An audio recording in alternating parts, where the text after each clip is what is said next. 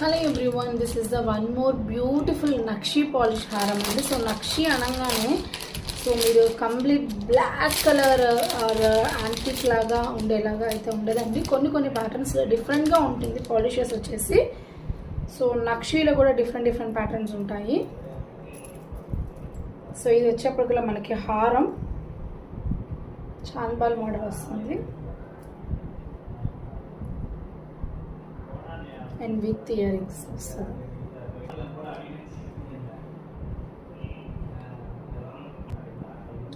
So మనకి ఇలా చాన్బాల్ pattern వస్తుంది.